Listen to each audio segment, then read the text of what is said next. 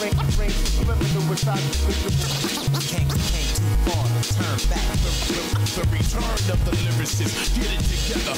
What's up? You listen to You Good with Mike Brown, a mental health podcast presented by Loudspeakers Network, and whoever wants to put ads on this thing, that's what's happening, right? Oh man, that sounds so bad. It sounds like a money grab. Well, this isn't a money grab at all. Not for me. I mean, of course I want to get money for doing this because this is like me sharing my story and my art, and it's like anything I do professionally, like we got to figure that out.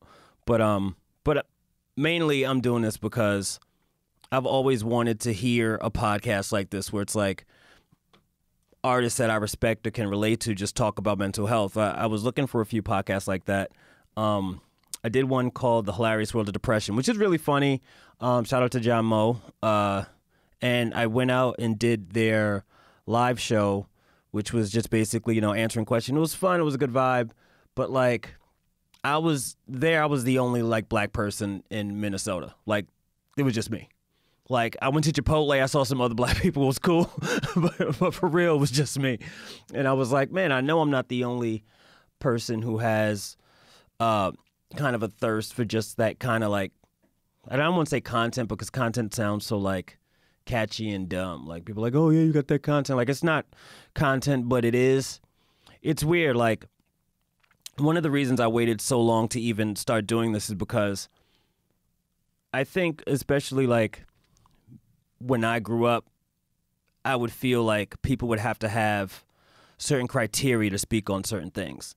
You know what I mean? So back when, like I was born in the early 80s, so like when I would listen to rappers and they would talk about, being like let's say Nas, right? Nas rapped about stuff that he knew that he was, how do I explain that? Like Nas just rapped about his life. You know what I mean? Like Chris, get on the mic. You taking your sweet ass time, okay? But basically, Nas rapped about stuff that he went through. Like Jay-Z rapped about things that he'd been through, and you always like believe the rappers, and so they came from a point of experience. You know what I mean? And I just appreciated that, and then still as like a rap fan, like I love listening to some of the newer cats. And I don't want to say Migos because that's like what's his name? Childish Major. I love his stuff.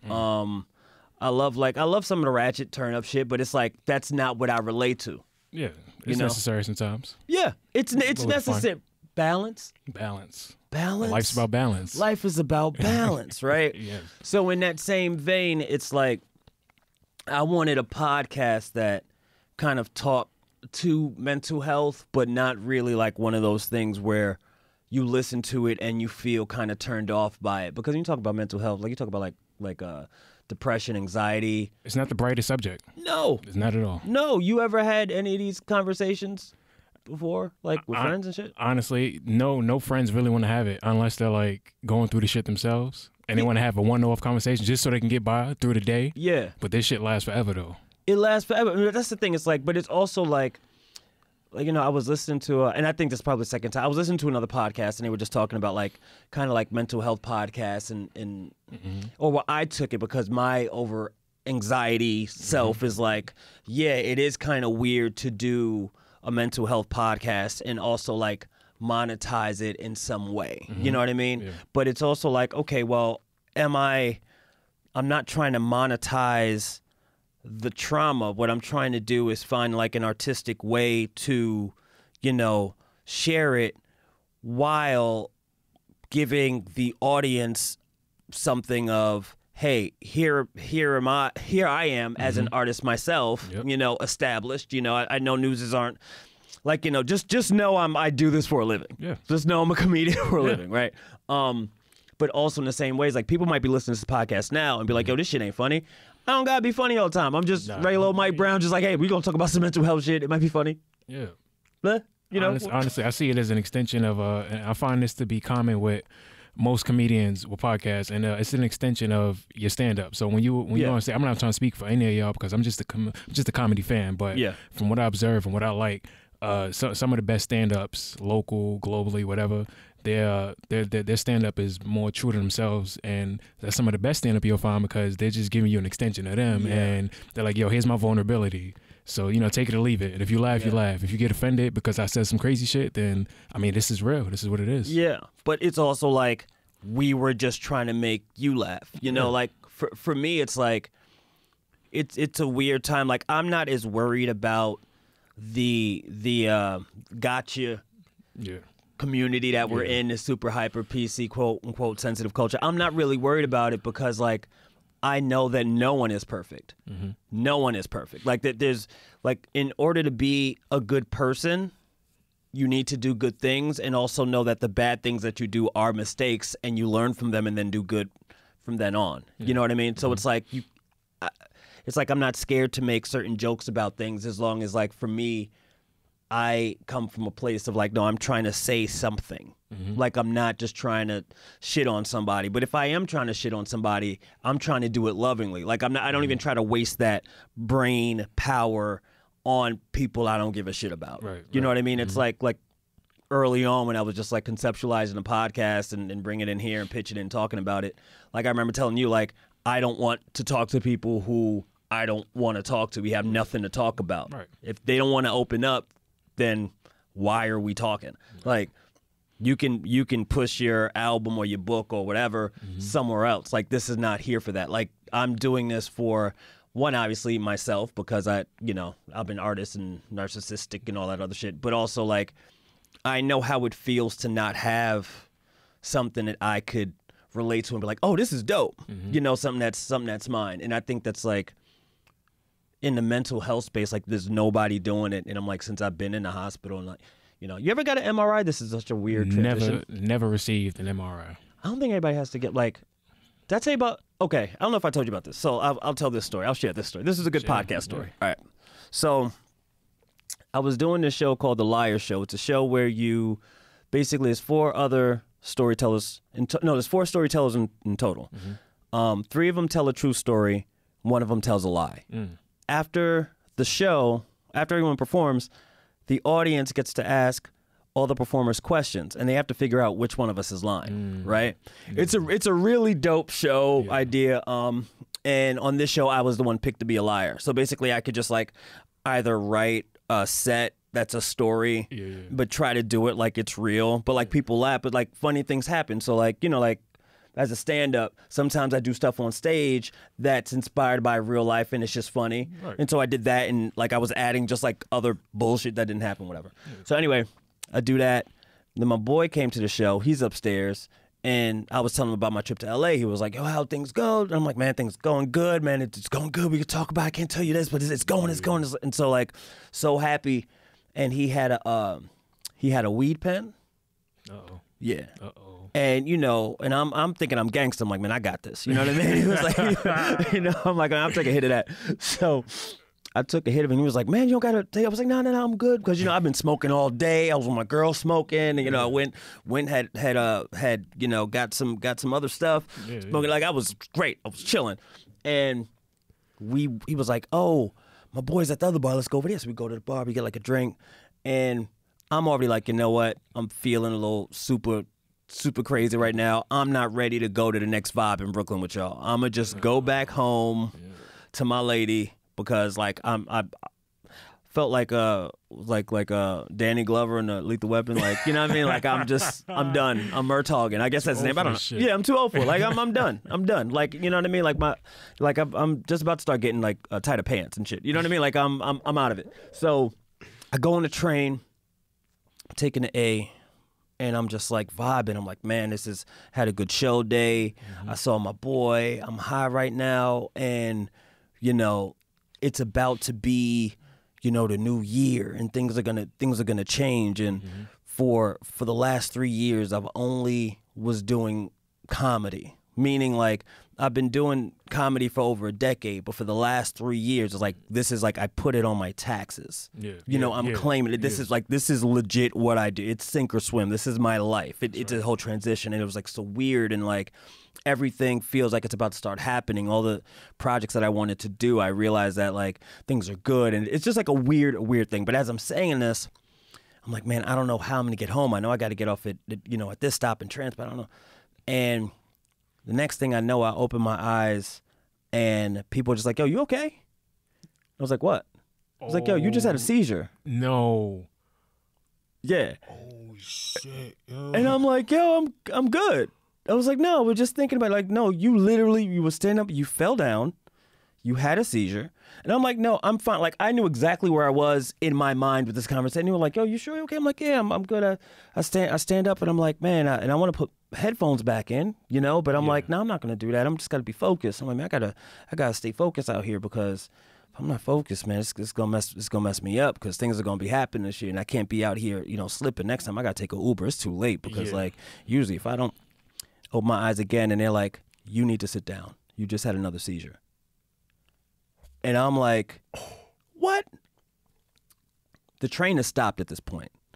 The entire car looking at me. Everybody in the car is looking at me, like dead in my face, like, what the fuck is going on? I'm there, like, I didn't have a seizure, like, because I knew exactly where I was. I knew exactly where I was, what I was doing. I felt like my equilibrium was kind of off, but the best way to explain it is this, like, teleportation isn't real. Imagine that in a second, you're somewhere else. That's how it felt. So, like, I'm looking around and seeing these people I don't know talk to me, and you see they genuinely care about you and, like, your well-being. Not like me as Mike Brown, the comedian, but just, like, a person on the train. And I was so aware, and my mind is so hyperactive, that I start laughing. And everyone's looking at me like I'm nuts. And I'm like, no. I was like, do you see? I was like, you guys don't see how funny this is right now. I was like, oh, I'm the guy.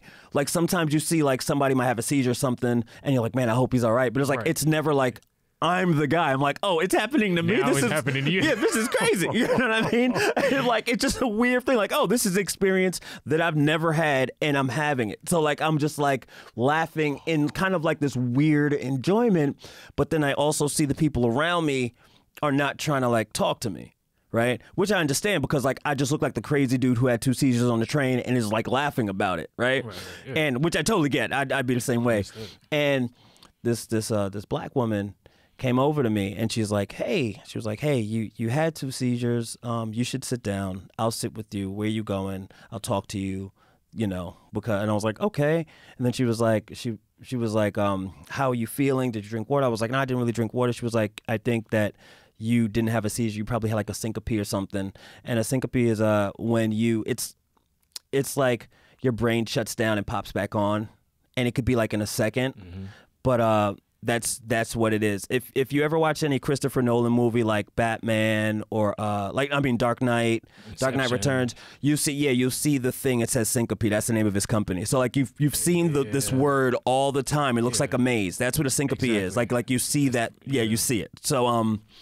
So we're talking. She's like, oh yeah, my uncle had seizures growing up, and this and the third. And I was like, so tell me about what happened. Was I shaking? She was like, you weren't like twitching or anything. You just kind of like passed out and came right back. And she was like, and because you're so aware right now, that's a good sign. She was like, you didn't lose any control of your bodily functions. People usually have seizures and they pee on themselves. She's like, nothing happened. And I was like, thank God, because my swag is still, still got to be high. You know what I mean? You got the seizure swag a little bit. I don't know who's on train. I know I got a girl, but I did you don't want to be a meme on the shit. You know what I mean? Not saying that somebody gonna meme me up, but your boy could get memed. I want to get memed. So I'm like, all right, I'm gonna just be here, chill, right?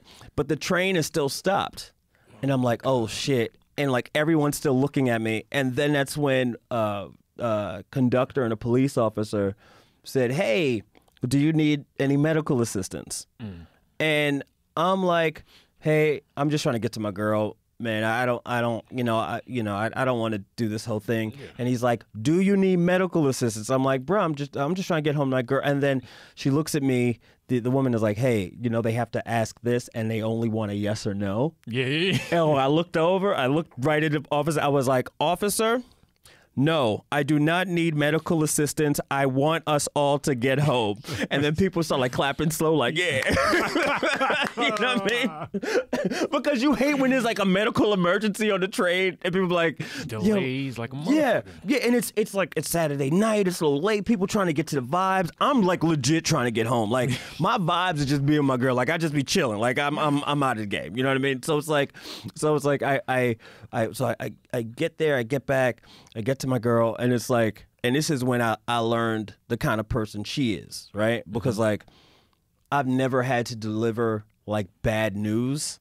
So I see her, and like in the full transparency, my like I say on stage, my girlfriend's white. Don't worry about it. She works at the Olive Garden in the Bronx, so she's cool. You know what I mean? She woke. You know what I mean? She good. She got it fast. She's been working. She's been working in the service industry forever. Like she fucks with us hard. You know what I mean? But she's still But it's weird because like she's an ally, as you would say. But it's like, but she's. It's such a weird thing because it's like I think that sometimes that perception of like there's some like quote unquote like white girls who act black, and she's not one of those at all. She's just herself. Right. And it's a weird thing to even think about. Like even in our relationship, I'm the first black dude she's dated. So it's like I was like, don't use me as a barometer. You know what I mean? Because it's like I plan to be with her forever and go through the whole stages of relationships and shit. But I'm like, but I'm not the barometer. Like you ain't gonna be like, man, when you date a black man, they be having seizures on the train. Like, no, it's not. I'm not the case that you want to study for this. But I tell her, I come in and I'm like, babe, and she's cooking. She's like, what's up? I'm like, I was like, hey, I just got to tell you, I don't know how to tell you this, right? And it was a weird thing for me because this time I've realized that during that whole trip, I didn't really accept that I had a seizure or a syncope.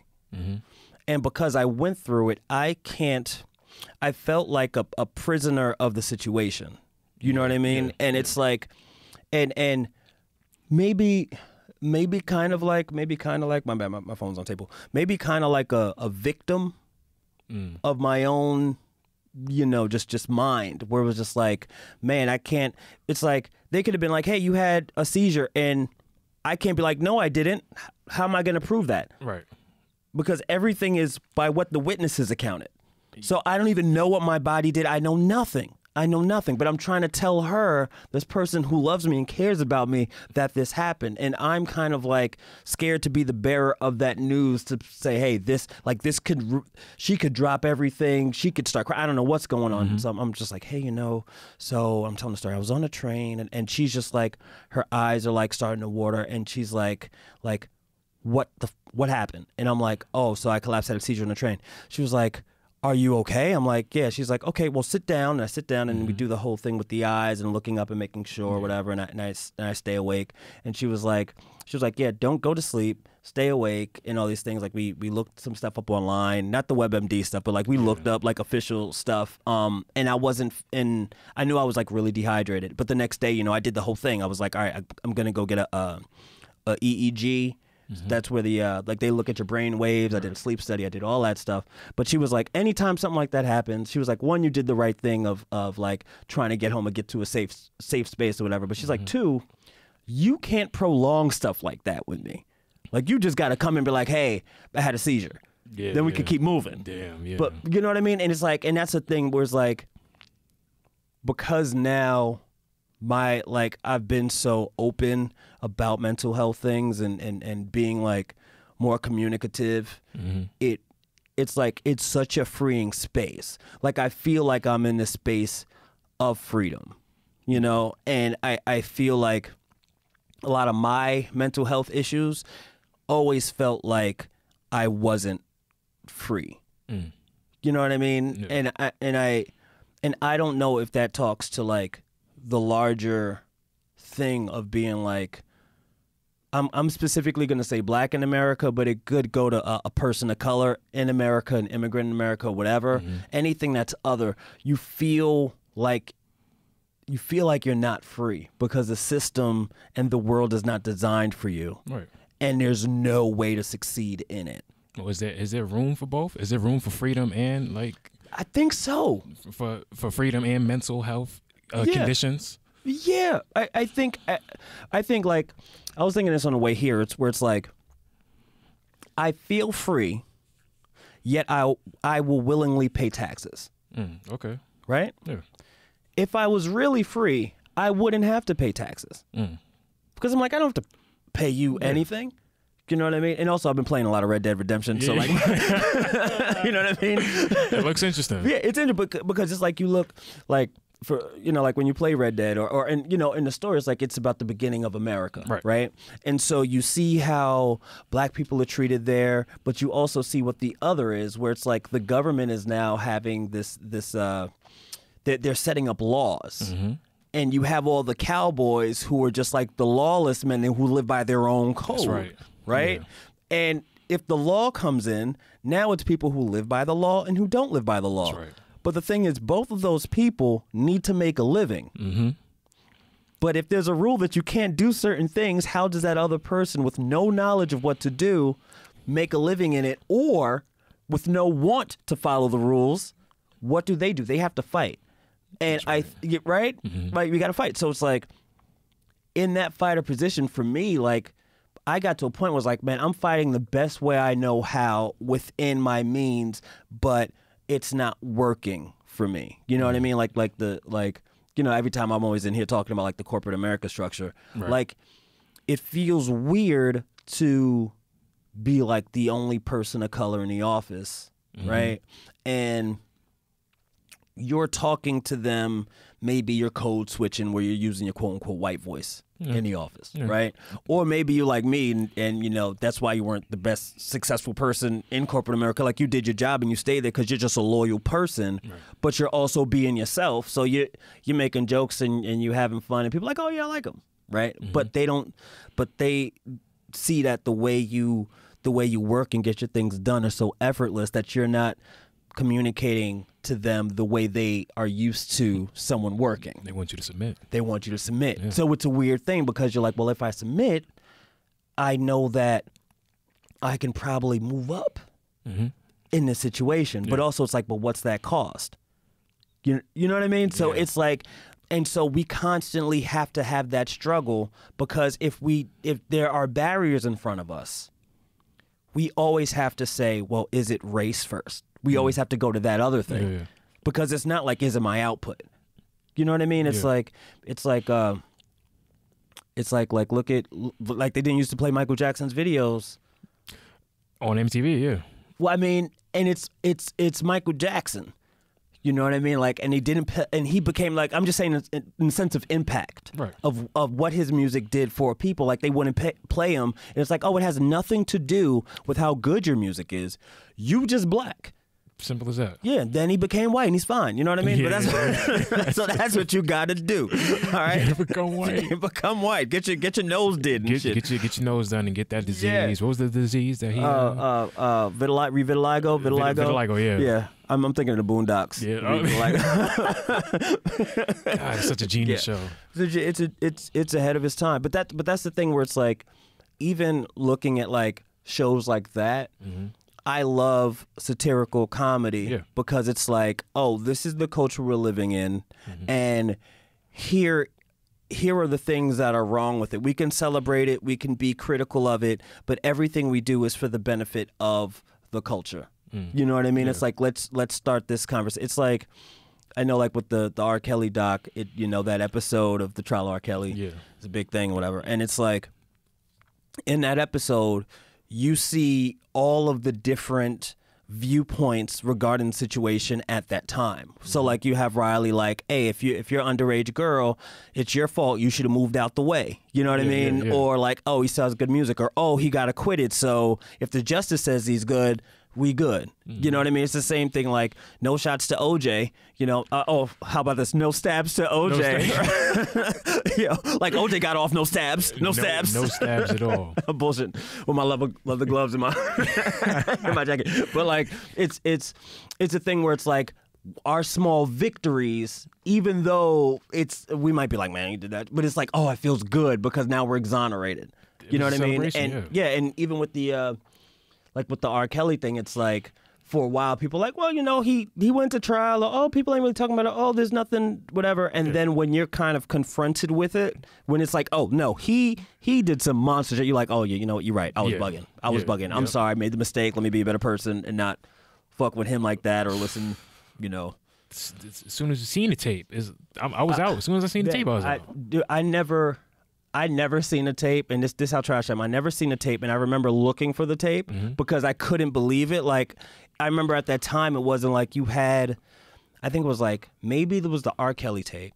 And at that time, it was just like the R. Kelly sex tape because there was the thing about, is she underage or is she not or whatever, right?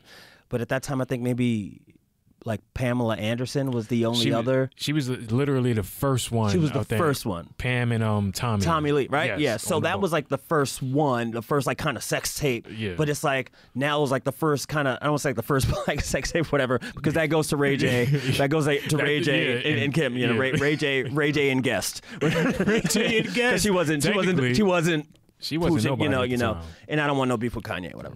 But I mean, I'll talk about that on another podcast. Yes. Another podcast episode. Different topic. Oh, yeah.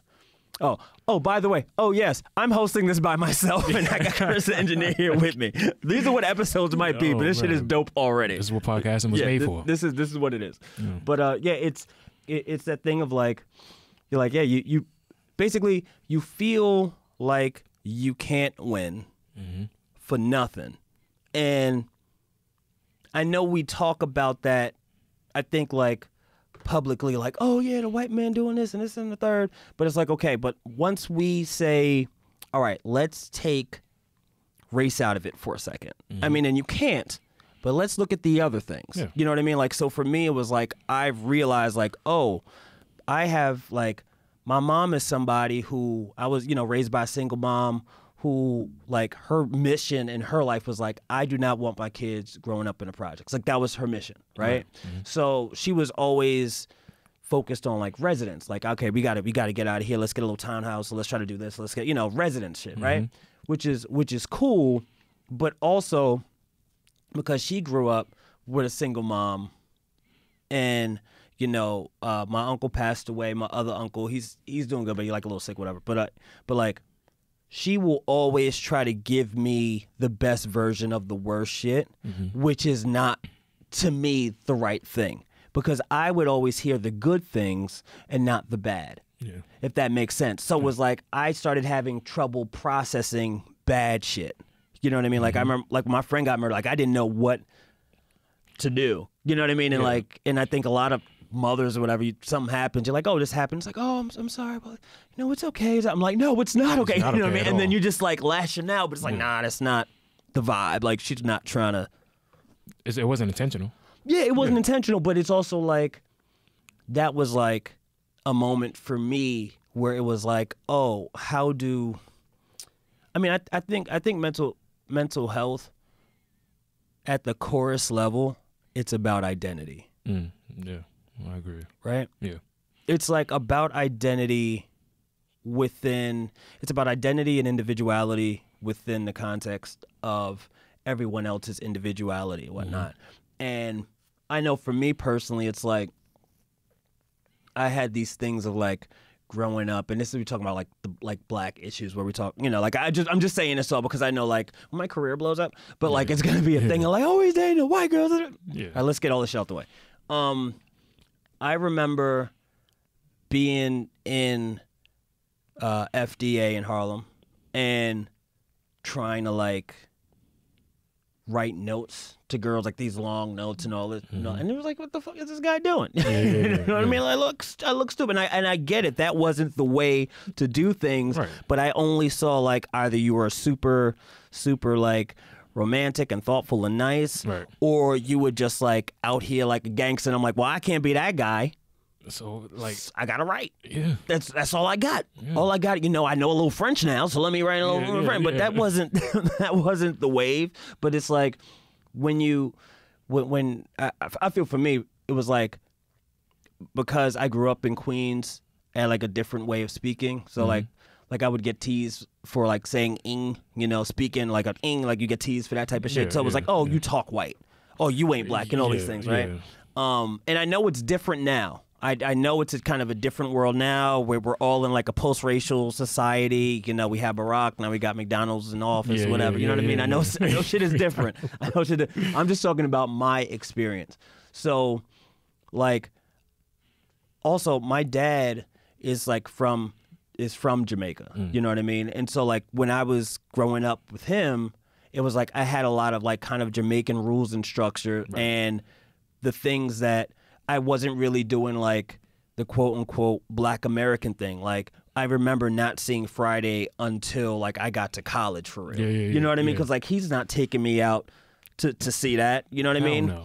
Yeah, and I'm like, and it's not, if I'm just the only person in the house, I don't got like an older brother bringing it in. I'm just not exposed to that. Right. So you go through these two totally different ways of upbringing, and then it's like college. And now you're in college and you're like, all right, you quote unquote trying to find yourself, and you're like, but then what happened was I just started chilling with the people who were cool. It wasn't like hey, you black. It was like, nah, most of my homies were black, like obviously, but you just around the people that you just fuck with. And then you kind of look at, it kind of made me look at myself as like, okay, yeah, I'm black. That doesn't, the thing that I feel is like, blackness isn't a thing of like a perspective that we all share. Like we all, like you, me, like that doesn't mean, just because we're both black doesn't mean we've all grown up the same way or whatever like that. Right. But what it does mean is that America will treat us a certain way. Yeah. So we're, you know what I mean? And that's the thing of like, okay, so if I take that aside, let's not say who I am, like because I'm black, what I want to do for my people, like how I care about us and all those things, but also like, okay, well, Mike, but like, what do you like? You know, I'm like, oh, like I found like I love jazz. I didn't know I like jazz. I mean that's kind of like a black thing, but you guys get it. Like it kind of is. Yeah, when you think about it. Yeah, you think about it, but it's like I like jazz. Like I legit like walking. I like writing. I like watching dramas. I love certain video games. I love puzzlers. Like it's just like little nuanced things about me. I'm like, oh, this is who I am, and it's kind of like okay with that. That's great. Yeah. Yeah, I mean it's great, but I hope everybody else gets that too. But it's like I think for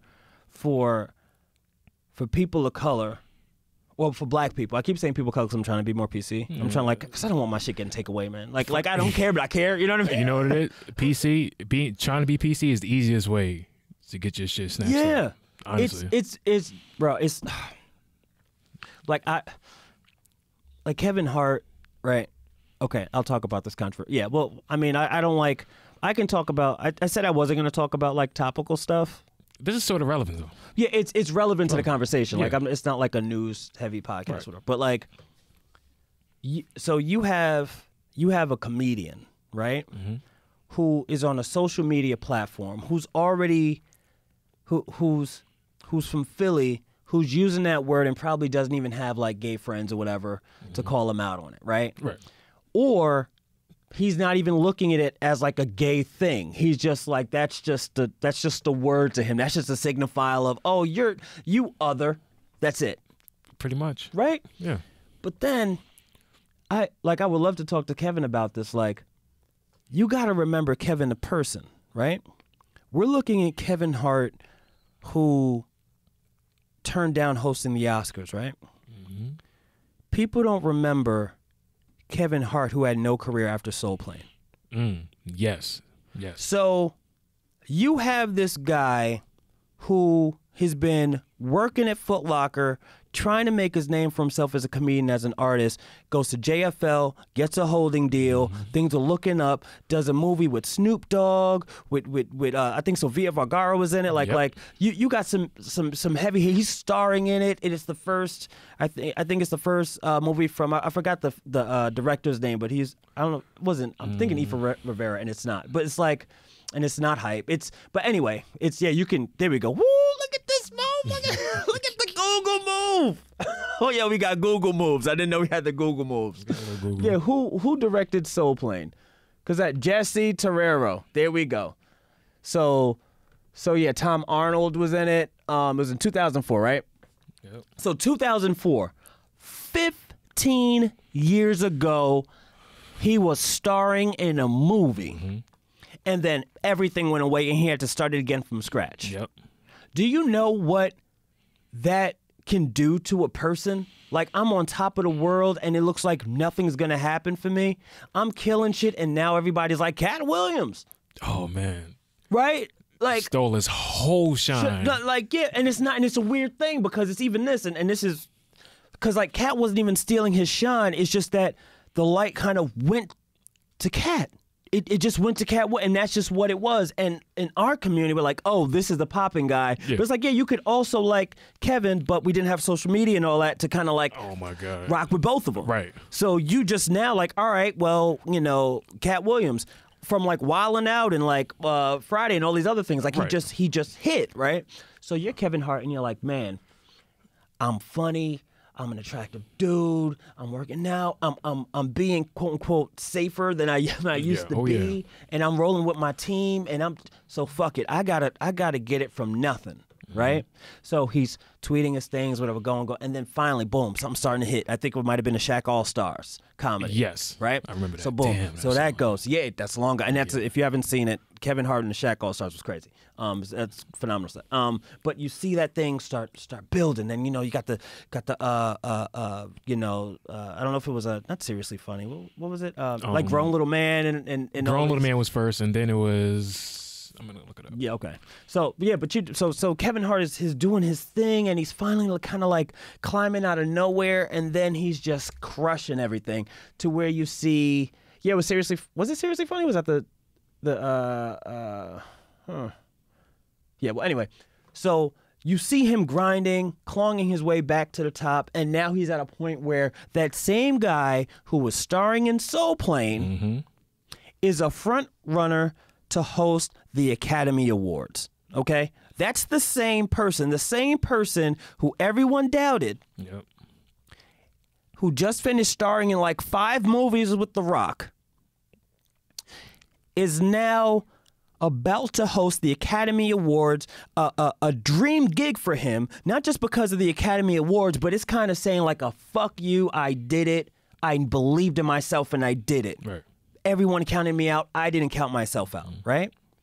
And then this shit comes up, and they want to put your feet to the fire and take everything away from you again? When he had already apologized for it before, and he thought it was passing him behind, and now you're going to be like, well, but you didn't apologize enough. It's like... Not doing that again. Yeah. Nope. Not only am I not doing it again, why should I do it?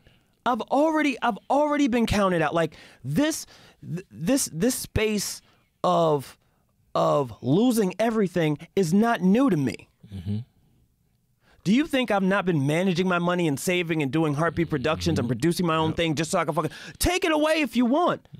I still got Will Packer's number. I call him up. We do a movie tomorrow because I know my people who know me will still fuck with me. That's freedom. That's right. That's freedom. And because it's not like a, hey, fuck you guys. It's not like, hey, fuck the guys. It's none of that. It's just like, hey, you know my heart, no pun, no stabs, you know? And I'm trying to say that I care about what I'm doing, but you also got to know that this isn't fair. Right. You know what I mean? I mean, like, we are more forgiving. I mean, see, this is going to... me going off the rails. I was going to say that. Well, again, that's what this thing is made for. Okay. It's like, we as people of color, this is black, it's whatever, we all need apologies from the patriarchy. Yeah. Patriarchy, straight white males, whatever. Y'all cool.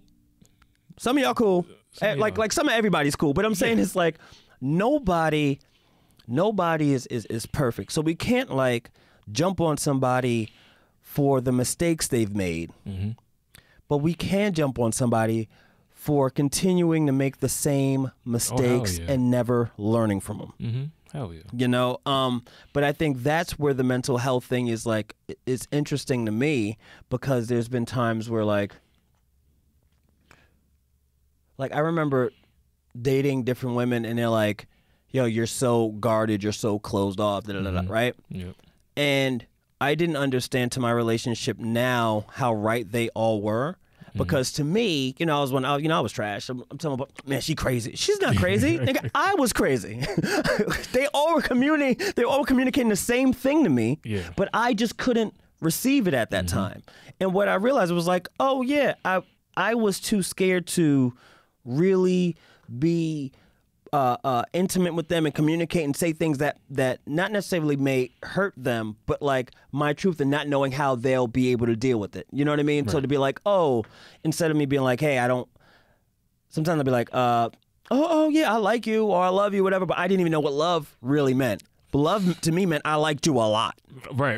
You know what I mean? Yeah. Or like, yeah, I love you, but as a person, like, oh, I love you. You're great. Yeah, I love you. Yeah, but it's not like, oh, I love you so much. It's like, no, I love you. You're a great like, I really have, like, it's weird. Like, I really just, like, love people. Like, I mean, I love that dude. You know what I mean? Like, and it's just love. But the way they might take it is something else. So when they see that, when they're like, they really love me, and they're like, I thought you loved me. Like, yeah, I love you, but I don't mean it like, yeah, you know what I mean? Oh, but also, that's the ing shit, because I'm like, yeah, I love you. You know what I mean? Because I'm not saying, I'm pronouncing everything, so I'm fucking myself up. No, yeah, I love you. You know what I mean? They're like, what do you mean? I'm like, no, just like, I love you. You're a great person, you know? Care about you got food in the fridge, you know? You're a great person to visit. You know what I mean? Just like, I mean, I'm a simple man, you know?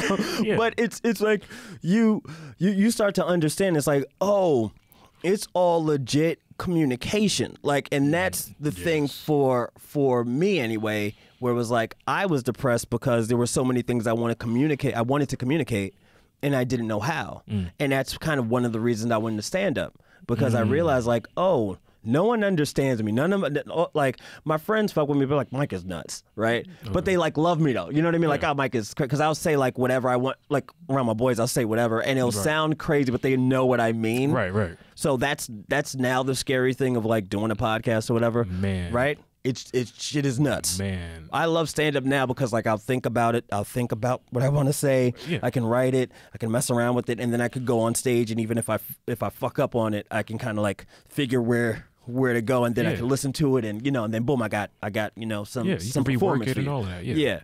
But it's I think that's the thing where it's like, if you're depressed and you can't really communicate that, or like it's like, how can you say that you're sad? Like when and I'm just focused on depression just for this episode, but it's like, if you're depressed, how can you communicate that and say, hey, I'm depressed, but look at me as a person who's sad right now instead of a sad person. And it's so hard to kind of convey that message. Right. Sometimes it's like, my day is not going good or whatever. And it's like, how can you just say that? And somebody be like, oh, it's just a day, versus somebody like, man, I just gotta, can we just go out and talk? And sometimes that doesn't happen. I think it happens more now, especially in my life. Like, I'm over 30, so it's like my friendship roles are different now. Right. But I remember when I wouldn't be feeling good, and I hear my voice, I'm like, man, y'all trying to go out to the club or something, just because I want to get out and change my vibe. But it's like, nah, I should have been either in therapy making it happen, or no, it's an 800 number. Somebody trying to get my money. See, somebody trying to mess with my mental health. See, that's another thing. Debt. Damn bill collectors. Debt. Yeah, the bills collectors. I mean, another thing too for everybody listening, I'm not going to talk about it here, but make sure to take some financial classes, learn how to manage money. I think that's another thing that we've never understood. Yeah. Well, when I say we, I say me and you. It could be anybody listening. But think about it this way: I attribute that to the public school system. Honestly, and especially New York, they give us peanuts, and by peanuts I mean low level shit. So they never gave us, like, geometry is cool, but I'm not using that. Yeah, I'm not using that. So I think things like, and I talk to my nieces about this all the time. I'm like, yo, y'all should honestly, like, they should be giving y'all classes on credit. Yes, investments. Yeah. Money management, because you're going to use that shit. You're going to literally use that same shit all the time. It's like, I think a lot of depression too, for me, came from making, like, when I was corporate America vibes, I was making money, not like crazy money. I was making money, decent money. but I was broke all the time because I didn't know how to manage my money. I didn't know what I was spending on. I was going out, spending on everybody, which like the homie's cool, but also like you meet some, hey, you want to drink? You know, just doing all this dumb shit. I was like, why'd you get this person to drink? What's wrong with you? Because you're trying to look cool? Shut up. Keep your money. What are you doing? God. Save. Yes. Pay off your like look at your look at how much you got to spend a month. What are your means? And I'm not just talking about, okay, I got to rent the bill. I'm saying no. Look at all the money that has to go out, all the bills every month. Yep. Put that down, jot that down. Okay, you got that number. Now add the number for your groceries, your this, your that, your that, and everything that comes. You should be able to account for every dollar that comes out of your pocket and everything that comes in. Because we're still, you know. But that's budgeting, man. That's that. Yeah. Fucking budgeting is difficult, and it's fucked up that we got to do it and figure it out as we go along. Like I really wish this was like taught to us, like force fed the same way they force fed the goddamn Civil War and fucking the Pythagorean theorem. Like nobody fucking. I'm not gonna use that. You're never gonna. You're never gonna use that. You're never gonna. But and here's like this nuts thing for me, right? I swore I was gonna be either when I was a kid I wanted to be an architect. As I got older in high school, I was like nice at math, and I did the AP and got a perfect score. It was a whole big thing, and I got a scholarship, an academic scholarship, and I was like, yo, I'm gonna do math for the rest of my life. Yeah, and I love math because of the logic in it, right? Okay, it's like, well, one of my favorite things is just like the logical expressions, like if P then Q.